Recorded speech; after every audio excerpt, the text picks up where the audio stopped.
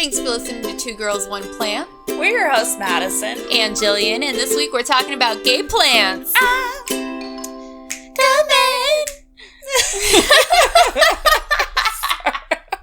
We're vibing today. Yeah, it's, we're talking about gay as fuck plants. We're pretty stoked, man. We're like most of the way through Pride Month, and honestly, there's a lot of shady history along with plants and their gender and sex and everything. So yeah, we are talking all things surrounding plants in our history through science. Like are gay, and we don't like recognize it when you really think about it, and it kind of cuts into a lot of misogynistic ideas too. So also I'm like 2 edibles deep.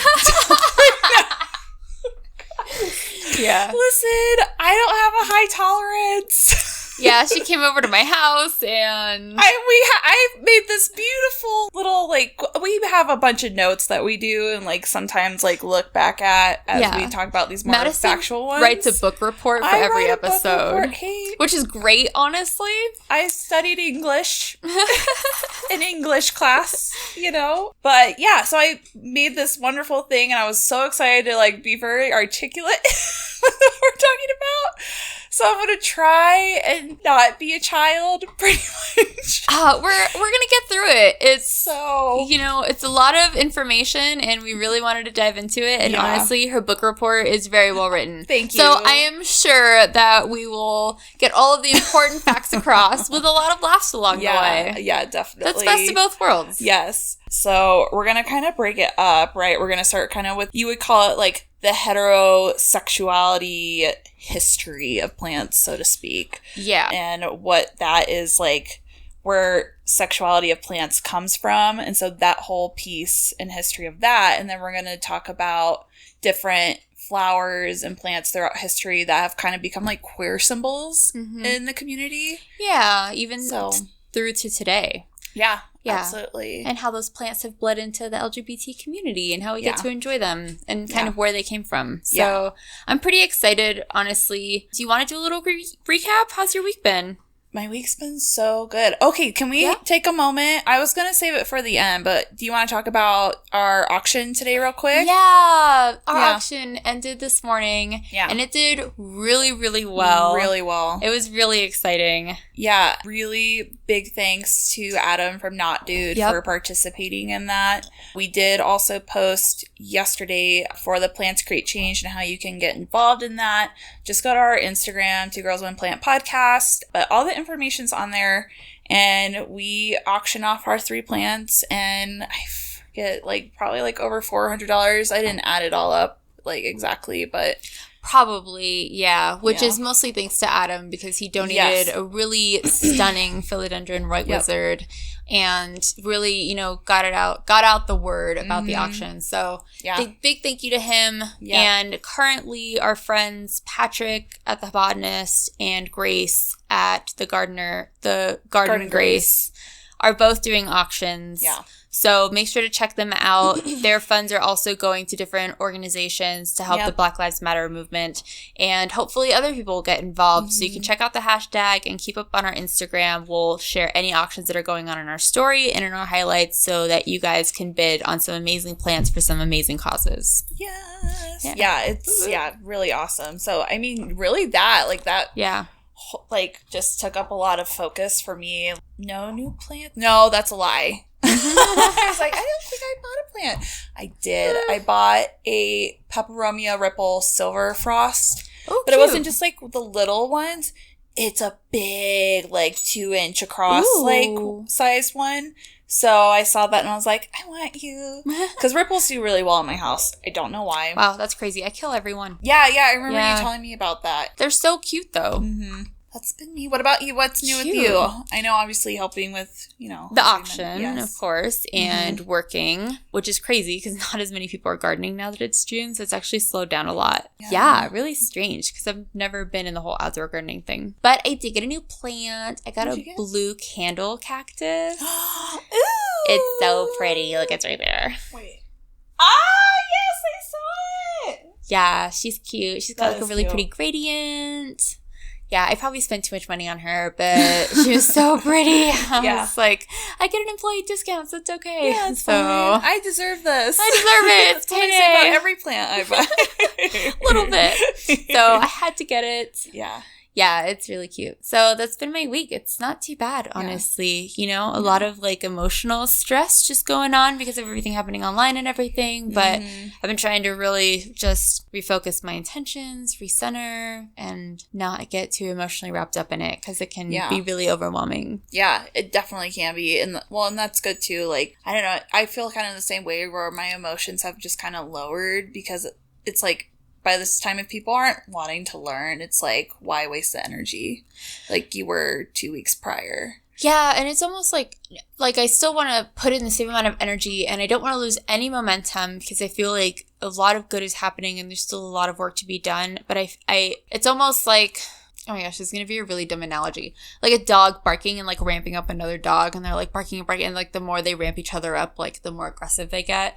Like I just felt like the more I interacted with people on Facebook and tried to, you know, kind of express myself, it became more like combative and aggressive than it needed to be. And it was getting in the way of the message. So trying like very hard to come at it from a more calm perspective this time around. And more educational and just, you know, keep doing the same things, but expressing myself better.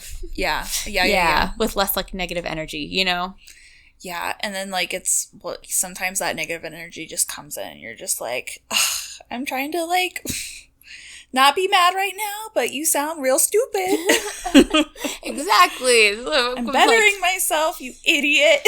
Serenity now. Like, I'm trying to just, like, keep it calm. Exactly. Oh, my gosh. So, yeah, that's how I've been doing. It's been overall, like, a decent week for us. Oh, good. Yeah, not bad. So, awesome. Let's get into this beautiful book report and talk some history.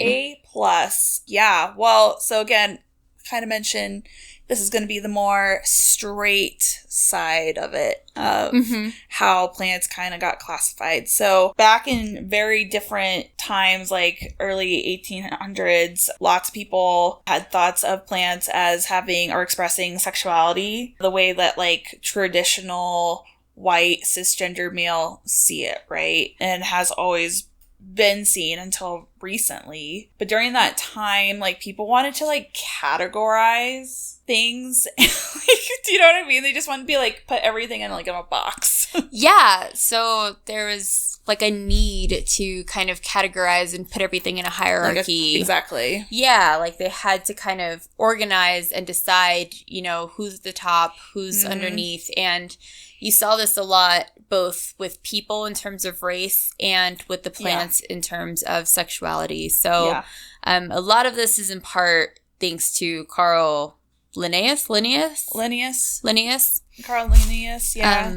So he kind of really helped pave the way for this and categorized plants based on male and female parts because that was what he knew, and took a very misogynistic heteronormative perspective because again that's what he knew. So he actually used that to classify plants the way we still have them classified today. Yeah, so they classify like obviously like the plant has like a stamen. We all remember from biology 101 that's the male part, and then the pistil is the female part.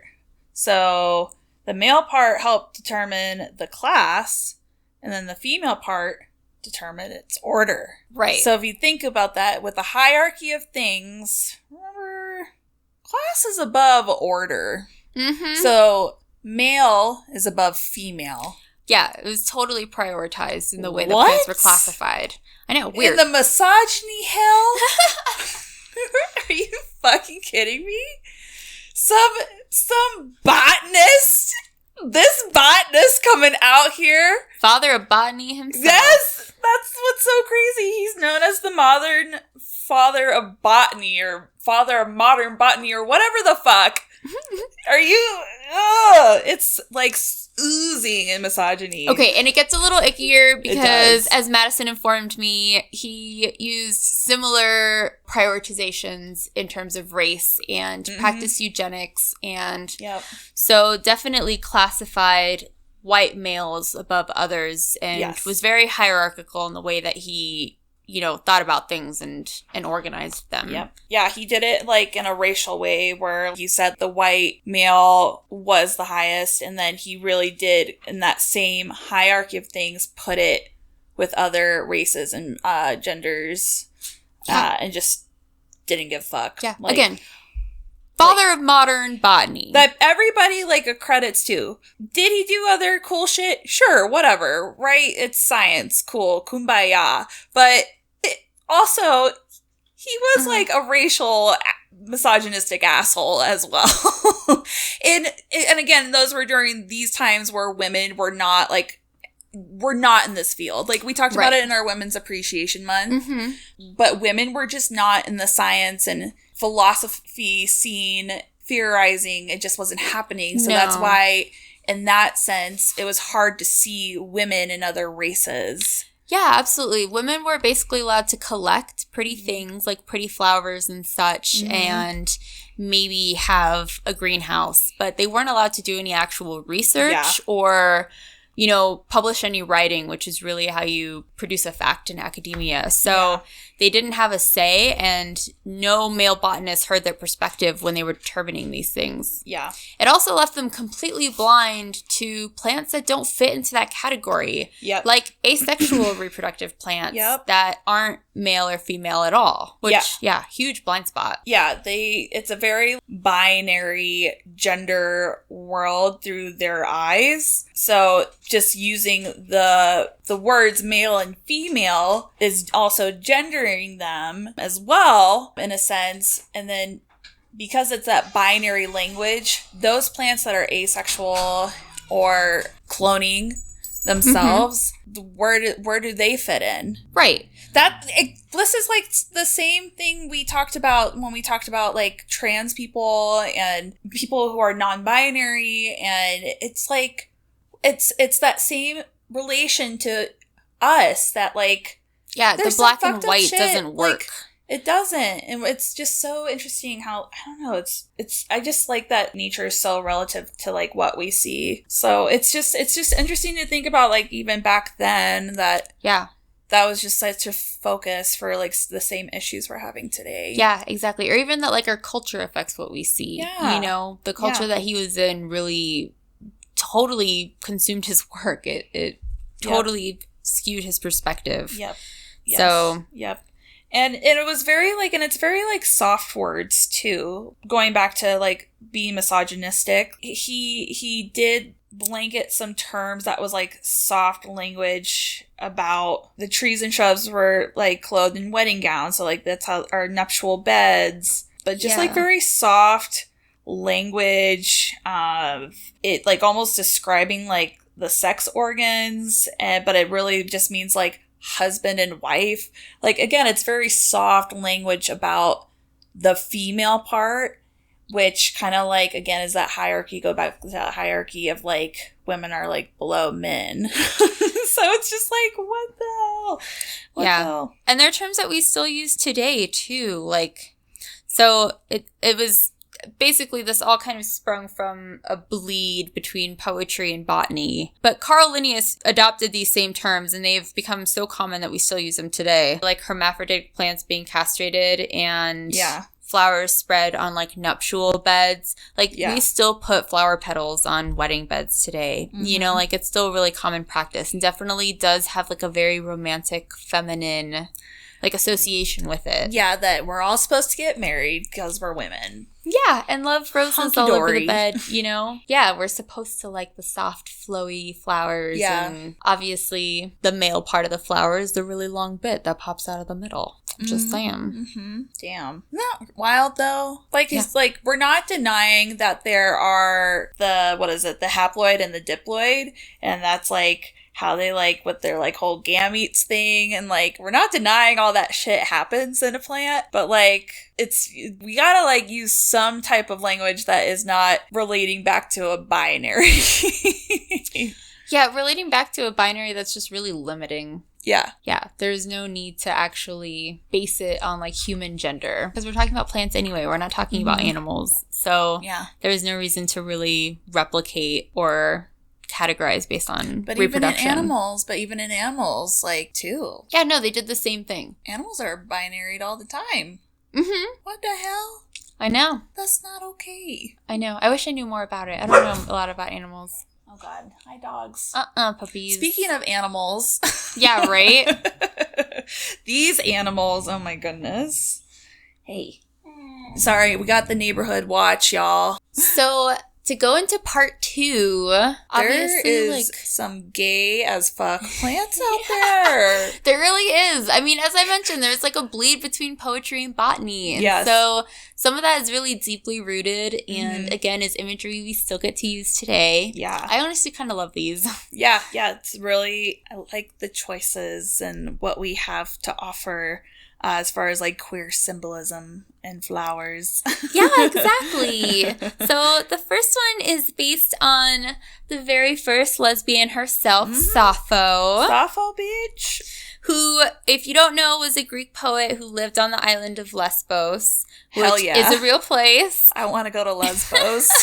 And is definitely where we get the term lesbian from. And she wrote a lot of poetry, and it was really idyllic and beautiful, and she used a lot of nature imagery, including lots and lots of flowers. And one flower particularly stuck. So people really associate violets with her, among other things. But violets in the color purple, which she mentioned often. Yeah, that was like olden times, right? The Greek days. But that color violet, you know, became symbols with like the Tennessee Williams Mrs. Violet, Venable in Suddenly Last Summer, or Violet in the lesbian cult classic Bound. And violet was one of the original 1978 rainbow flag colors. So still very, like, a lot of symbolism with that color. There were, there was a play called The Captive. It was a one female character sends a bunch of violets to another female character, perhaps referencing Sappho. And the theme of lesbianism in the play had a huge uproar, and, like, people wanted it to be wanted to boycott it for censorship. And then the New York City DA's office eventually gave in to those calls and, like, shut down the production. Like a year later. And the association of violets with lesbianism from this play led to plummeting violet sales at U.S. florists. Kind of sad. Like, yeah. Everybody associated violets with lesbians and stopped buying them. Yeah. Which is really crazy. And there was also a group in New York City, this was in the 80s, so this wasn't that long ago, of gay male writers who called themselves the Violet Quill. And they met up and would read and work on their writings together. And so, of course, because they called themselves the Violet Quill, because of the cult classic, because of the character in the Tennessee Williams play, you just have a big association with both Violet the flower and the color when it comes to queer people. Yeah. And then we'll shift from violet to lavender, kind of similar. Yeah. And that the violet, too, is also interchangeable with some things with lavender. Well, lavender is one of my favorite associations because... So basically, the historian Carl Sandburg wrote about Abraham Lincoln and said, a streak of lavender ran through him. He had spots soft as May violets. And so, again, we see violets associated with the streak of lavender. And a lot of people have associated that to mean that, you know, he may have been queer, even if it was just a part of him. Yes. You know, as they would have said in the 20s. Yeah. Very big no-no. Back then. For a president especially. No. But it's actually really beautiful imagery to say, you know, a streak of violet ran through him like May violets. Like, aww. I know, it's so cute. It's kind of tender to think about. And then what else? Betty Friedman called a potential association of the National Organization for Women with Lesbians the Lavender Menaces in the late 60s. And she didn't want to tarnish her organization's reputation, but Friedman led now to distance itself from lesbians. So Rita Mae Brown and other lesbian feminist activists planned an action in the 70s where they disrupted the women's event by revealing t-shirts or Lavender Menace on them, which is so fun. It's awesome. And honestly, Betty Friedan is like heralded as like a really important feminist in the movement and this and that. And it's like important to note that she really separated herself from lesbians. Yes. And likely black women too, even though that's not what this episode is about. I'm just saying that wave of feminism was very selective. Yeah, very selective, very white and heteronormative, and kind of missed the point. So that's why intersectional feminism is so important now. Yes, God. Yeah, right? But the fact that Rita Mae Brown organized a bunch of lesbians to come in with lavender menace t-shirts is phenomenal. Bitch, lavender in their faces. 10 out of 10. Yep, I love it. So lavender, obviously very important, right up there with violets. Yes. And then there's the green carnation. So with this one, that became like a symbol in like the late 1800s with Oscar Wilde. Who I love. And he was instructed to give a handful of his friends to wear them on their labels the opening night of the comedy called Lady Windermere's Fan. And then after that, wearing a green carnation on your lapel was a secret, subtle hint that you were a man who loved another man. Yeah. Oscar Wilde was like the best. I love him. He was like such a trendsetter and literally was like the first to put a green carnation on his lapel with all of his friends, and it became a thing. Did I say lapel? I think so. Lapel. It's okay, girl. I think it's lapel. Is it lapel? It is lapel. Yeah. I've had 2 edibles. It's good. I told you we were going to get all the information out there. We Guys, got the information really out trying there. Here. Anyway, Oscar Wilde is a huge trendsetter, was definitely gay, and... he's definitely gay. Yeah, I love him so much. And he also, his lover was Lord Alfred Douglas, who's also a poet. Mm-hmm. So they used a lot of flowers and nature imagery to talk about each other, which really follows Sappho's tradition. So again, like flowers and plants being a really big theme in their writing. Yes, which is adorable. Things like lilies and poppies. So nice.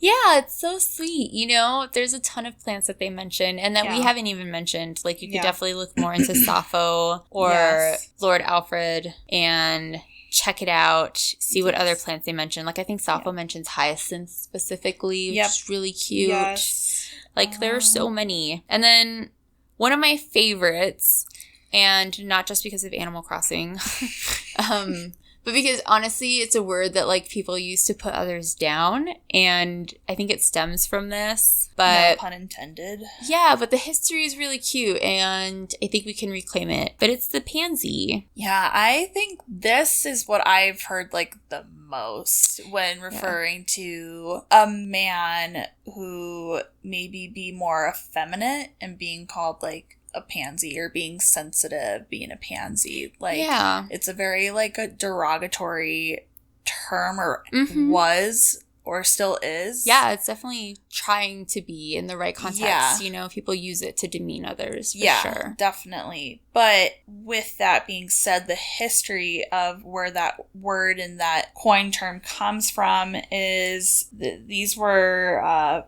given for flamboyant gay men during the 1920s, so to speak. And during that time in New York, there were a lot of cities that had things that were called the pansy craze, and that was pretty much these drag balls were being done and had like, you know, obviously drag queens, but back then they called them like female impersonators.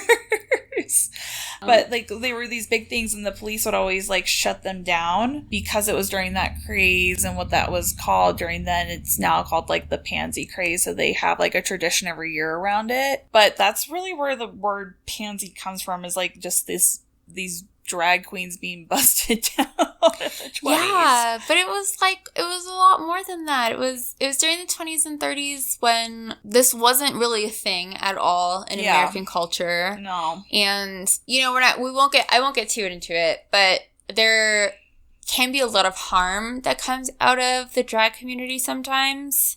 But it really depends on the context and, like, who you're talking to. And so even though these men were all portraying, like, stereotypes and honestly were totally mistreated by everybody around them, the pansy craze gave them, like, a small space to kind of be themselves. Mm-hmm. So there were you know, a lot of men that were really able to, like, let loose at these parties and enjoy themselves and explore in a way that wouldn't have been allowed anywhere else. Right. Basically, transgendered people, some of them would have been, you know, that don't have the opportunity to be a woman anywhere else. Right. You know, as much as there were people in drag. So, I don't know. Yeah.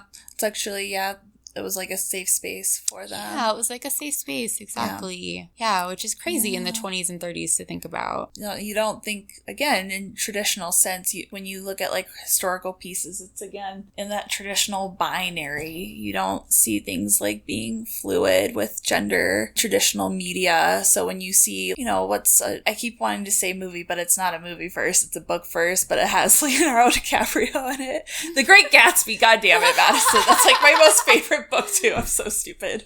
Yeah, The Great Gatsby. You see those heteronormatives, and so you don't really see those things in, like, history pieces and things back during those times, and, like, what not things at were all. Like. So in fact, I have a book like.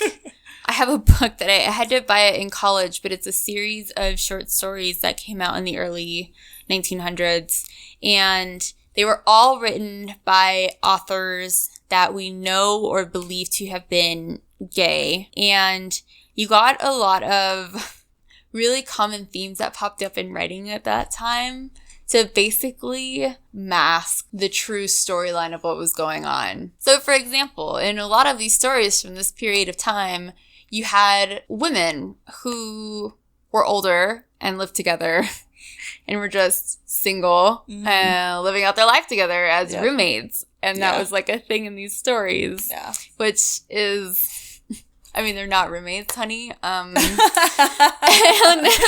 so it's, like, really interesting to look back at these pieces and basically understand that, like, there was no example for a lot of people. And a lot of the stories, nobody could really be themselves. You know, a lot of the stories were masked or hidden or didn't tell the full truth. Yeah. It'd be cool to see that. It'd be cool to see these, like, history pieces replicated or showing that piece of our history. Yeah, and I think we've been talking, like, a lot about that too while going through this movement with Black Lives Matter. You know, seeing in our media the white savior. Yeah, that shit is fucking nuts. Yeah, I know, it's everywhere too. Yeah, it is Lord. Everywhere. So I think it's just, like, it'd be nice when, like, you see these movies, you see, like, a little bit more realism going forward after this. Like, I think, like, they just need to keep it real and not, like, have the white saviors and, like, be more fluid, and I don't know. Yeah, don't fall into these old storylines that, just like Carl Linnaeus, are based on heteronormative, cisgendered, Zoomers, outdated. We're counting on you. I know. Right, I've been seeing a lot of that. Yeah, totally. Like, let's go, guys. Do the hard work. My generation could not do it. We paved the way for you, all right? Anyway, you're about to hear it, but our pizza just got here. And we're 2 edibles deep, and I'm pretty sure we hit every single point in our book report. A+. A+, man. Good job. Did we all learn a lot about how gay as fuck plants are? Heck yeah. So I'll probably share some recommendations in the stories on, like, fun things you can read that do show some of this history, like Oscar Wilde. Or some of these stories about roommates. Yeah, some cool images on these beautiful plants that we talked about, like green carnations that we don't get to see very often. Yes. And thank you to everybody who participated in our auction. You totally made our week. And we really can't wait to see all of the other plants that go up for auction. Remember to use #PlantsForChange. Create change. I'm gonna do one. So we can tell everybody else about the amazing auction that you're hosting. And thank you all for listening. We really appreciate it. Thank you. We'll talk to you next week. Bye. Give me my pizza.